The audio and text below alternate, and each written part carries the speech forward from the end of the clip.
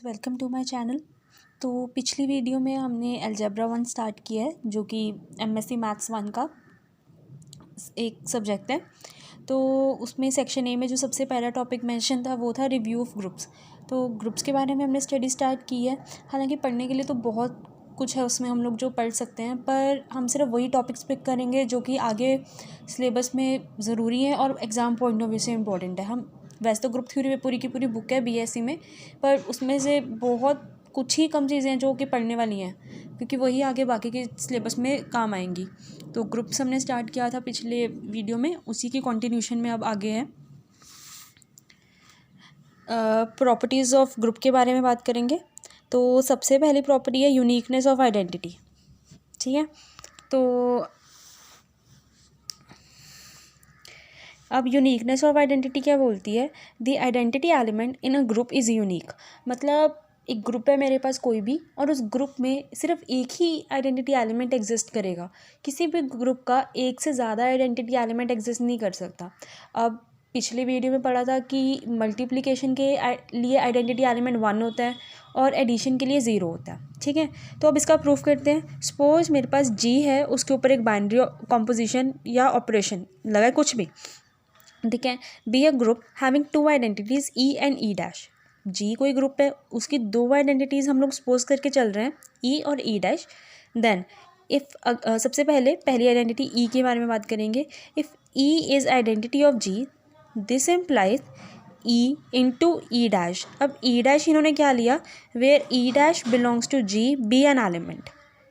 ठीक है, तो अब क्या बोल रहे हैं? फर्स्ट केस में केस पोज कर लेते हैं कि ई डैश कोई भी एक एलिमेंट है ग्रुप का, ई उसकी आइडेंटिटी है। अब आइडेंटिटी इनटू एलिमेंट करोगे तो एलिमेंट ही आएगा आंसर।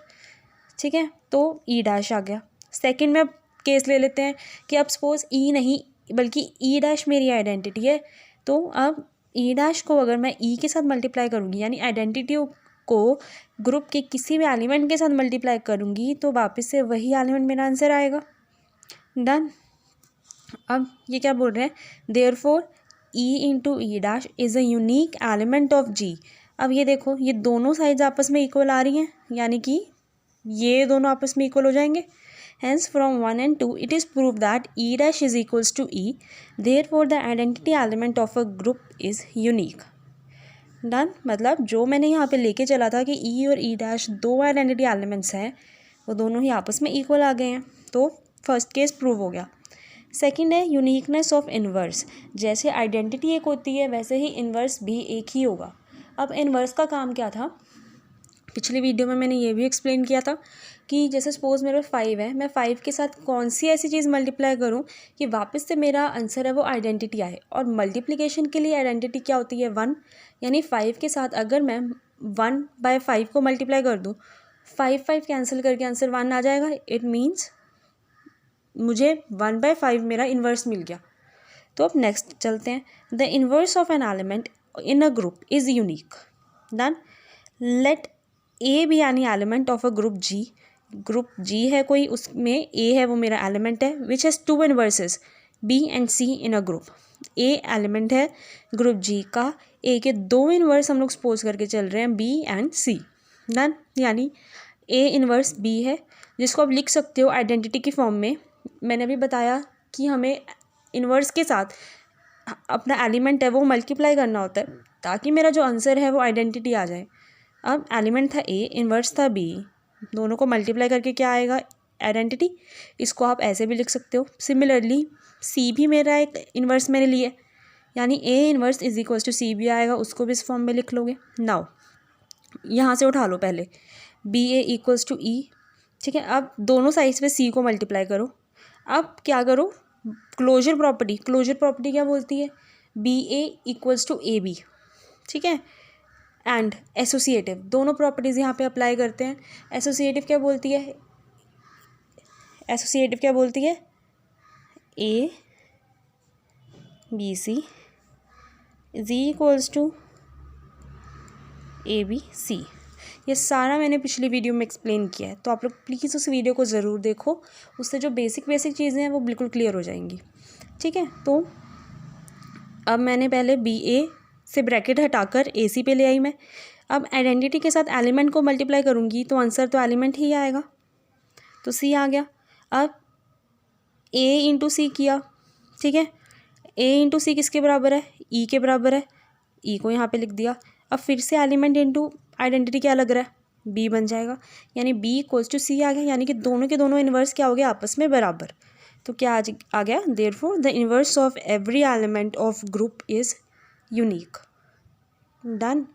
आइडेंटिटी भी यूनिक होती है, इन्वर्स भी यूनिक होता है, उसके लिए प्रूफ हमने देखा भी। नेक्स्ट अब चलते हैं। अब जो नेक्स्ट टॉपिक है वो है reversal law for inverse of the product, यानी कि if G is a group then for A B belongs to G, यानी कि जी कोई ग्रुप है, उसके दो एलिमेंट्स हैं ए और बी।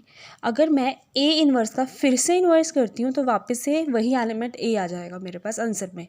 अब अगर मैं दो एलिमेंट्स का एक साथ इन्वर्स करती हूँ तो उसको हम इस फॉर्म में लिख सकते हैं, ये हमें प्रूव करके देना है।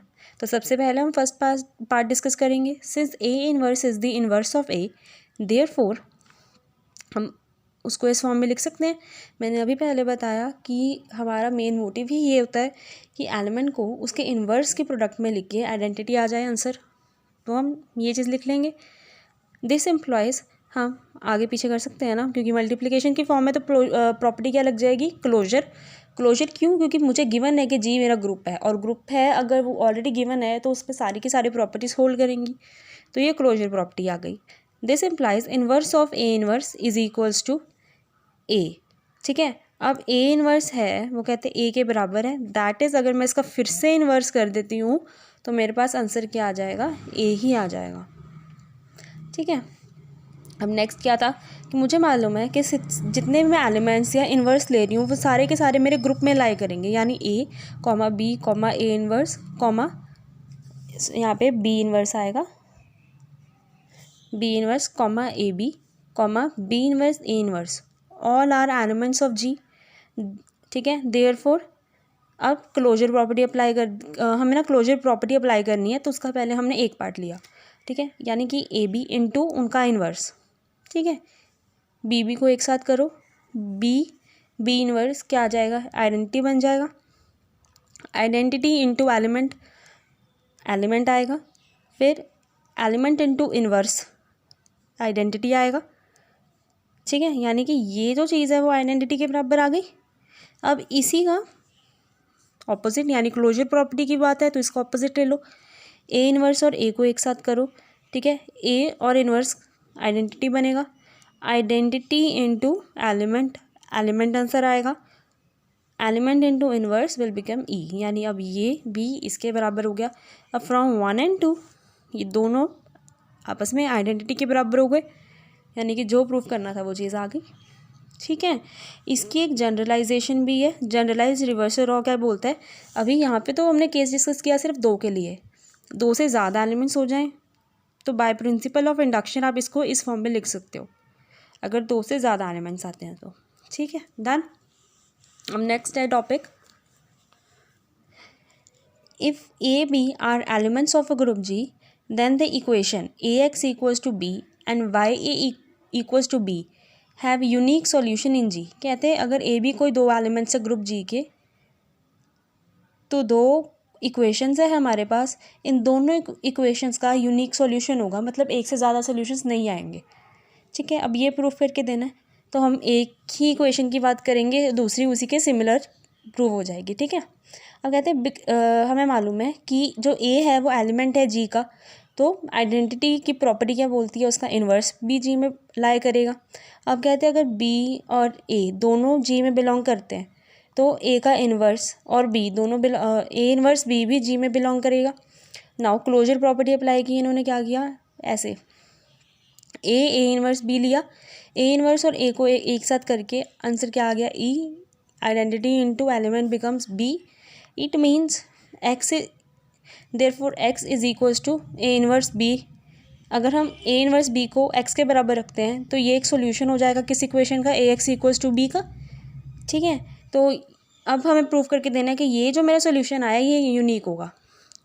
Late the equation A x equals to B have two solutions, कहते हैं दो सोल्यूशंस है, ये लेट कर लेते हैं हम। वो क्या है कि x equals to x1 and x equals to x2। अब इस इक्वेशन में रिप्लेस करो x की वैल्यू को। अब b है दोनों साइड्स पे, यानी कि ये दोनों लेफ्ट हैंड साइड वाली वैल्यूज़ भी आपस में इक्वल होगी। a और a लेफ्ट कैंसिलेशन लॉ से कैंसिल हो जाएंगे, यानी x1 है वो x2 के बराबर आ जाएगा। It means therefore the solution of ax equals to b is unique in g। Okay, similarly it can also be prove that the solution of equation y a equals to b is unique in g। ठीक है, अब यही prove करना था कि मैं जो दो सोल्यूशंस लेके चली हूँ x के x1 और x2, ये दोनों आपस में बराबर आ जाएंगे, तो मतलब हैंस एक यूनिक सॉल्यूशन ही एग्जिस्ट करेगा। ठीक है, तो इस टॉपिक के साथ हमारा ग्रुप्स वाला जो टॉपिक है उसका एक पार्ट कंप्लीट हो जाता है, जिसमें हमने अभी ग्रुप्स के बारे में जो इंपॉर्टेंट चीज़ें हैं वो डिस्कस की हैं। अब नेक्स्ट वीडियो में हम सब ग्रुप्स के बारे में बात करने वाले हैं। ठीक है, हालांकि ये बात टॉपिक्स तो सेक्शन एक ही हैं सारे। ठीक है, इसमें बहुत कुछ वास्ट है करने को, बट हम सिर्फ वही टॉपिक्स यहाँ पे डिस्कस करेंगे जो एग्ज़ाम पॉइंट ऑफ व्यू से इम्पॉर्टेंट है।